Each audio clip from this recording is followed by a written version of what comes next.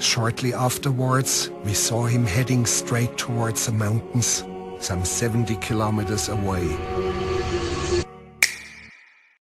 आप में से बहुत से लोगों ने एक वायरल पेंगुइन देखा होगा।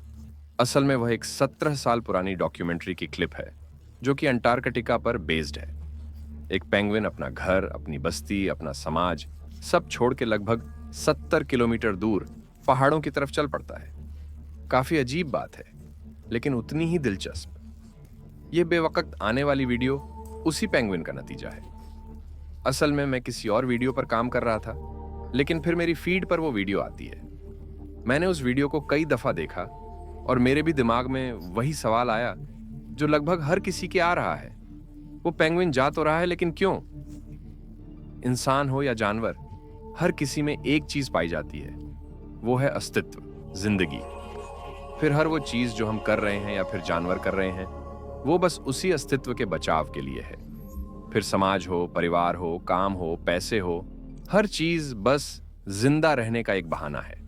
और ये गलत नहीं है, उल्टा हमारे दिमाग का इकलौता काम ही यही है, हमें जिंदा रखना और उस जिंदगी के लिए वजह तैयार करना। फिर वो वजह सच हो या फिर सच जैसी हो, बात बस एक ही चीज की है, जिंदगी। तो जब कोई इस नैसर्गिक स्वभाव के खिलाफ कुछ करता है, तो हम उसे पागल समझते हैं। जायज है, जिंदगी के खिलाफ जाना पागलपन ही है। तो फिर क्यों वो पेंगुइन उस पहाड़ की तरफ जा रहा था? पेंगुइन एक ऐसा पक्षी जो उड़ नहीं सकता। हालांकि वो तैराक काफी अच्छे होते हैं, लेकिन वो उड़ नहीं सकते। एक पक्षी होने के बावजूद उनकी बनावट की वजह से वो ना तो तेज भाग सकते हैं और ना ही तेज चल सकते हैं। अक्सर वो बर्फीले इलाकों में पाए जाते हैं, जिस वजह से अगर ज्यादा ठंड पड़ जाए तो जिंदा रहने के लिए उन्हें एक दूसरे से सिमटना पड़ता है, ताकि गर्मी बनी रहे। इसका मतलब समूह में रहना पेंगुइन के लिए जिंदगी या मौत का सवाल है। तब ऐसा कैसे हो सकता है कि डॉक्यूमेंट्री के दरमियान एक पेंगुइन अपने समूह को छोड़कर पहाड़ों की तरफ बार बार जा रहा है, वो भी अकेले? यहां तक कि डॉक्टर एन ली, जो कि शायद उनके क्रू में होंगे, इनका कहना यह था कि उस पेंगुइन को वापस अपने झुंड में भी छोड़ दिया जाए, तब भी वह तुरंत ही उन्हें छोड़कर फिर से उन पहाड़ों की तरफ चलने लगेगा। वह खोया नहीं है, वह पहाड़ों की तरफ जाना चुन रहा है। आखिर क्या दिख रहा होगा उसे उन पहाड़ों में? शायद आजादी। लेकिन दिमाग जो सिर्फ जिंदा रहने के लिए बना है, वो आजादी की ख्वाहिश कैसे रखेगा? और रख भी ले तो क्या वो आजादी उसके लिए इतनी जरूरी है, जिसके लिए वो अपनी जिंदगी तक को छोड़ सकता है? क्योंकि बात सीधी है, पहाड़ों की तरफ जाने का मतलब निश्चित रूप से मौत ही है। वो मर जाएगा, लेकिन वो तब भी जा रहा है। संगीत शायद इसकी वजह आजादी ना हो। शायद पहाड़ के ऊपर जाकर वो आसमान को छूना चाहता हो, जानना चाहता हो कि शायद पंछी होना कैसा होता है, पंख होना कैसा होता है, उड़ना कैसा होता है, आसमान कैसा होता है। आसमान को छूने की उसकी चाहत उसकी कमियों से बहुत बड़ी हो, शायद या फिर शायद उसके जाने की कोई वजह ही ना हो। वो जा रहा है क्योंकि वो बस जाना चाहता है। लेकिन ये तब भी उतना ही खूबसूरत है। ये बिल्कुल भी आम नहीं है। एक वजह जो आपको खुशी से मौत की तरफ ले जाए, वो आम कैसे हो सकती है? ना तो वो वजह आम है और ना ही वो पेंगुइन। आम तो हम हैं। बहुत कुछ करना चाहते हैं, लेकिन हिम्मत नहीं है।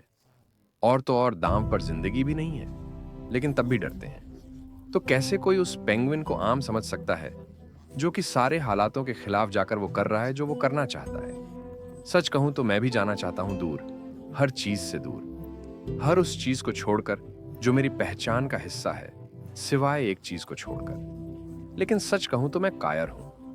हर आम इंसान की तरह बंधा हुआ हूं, जिम्मेदारियों से, सपनों से, अपनों से और अपने आप से। कायर हूं मैं। इतनी हिम्मत नहीं है कि ये सब छोड़ पाऊं। तो जब वो पक्षी सब छोड़ के उन पहाड़ों की तरफ जाता है, इसके बावजूद कि वहां उसकी मौत तय है, यकीन मानिए, मुझे उसके प्रति दया या फिर प्यार नहीं, बल्कि जलन महसूस होती है, क्योंकि मैं वो कभी नहीं बन सकता। हालांकि अब से आजाद रहने की कोशिश जरूर करूंगा, और कोशिश करूंगा कि बन पाऊं वो पक्षी, कर पाऊं। थोड़े लोग नाराज।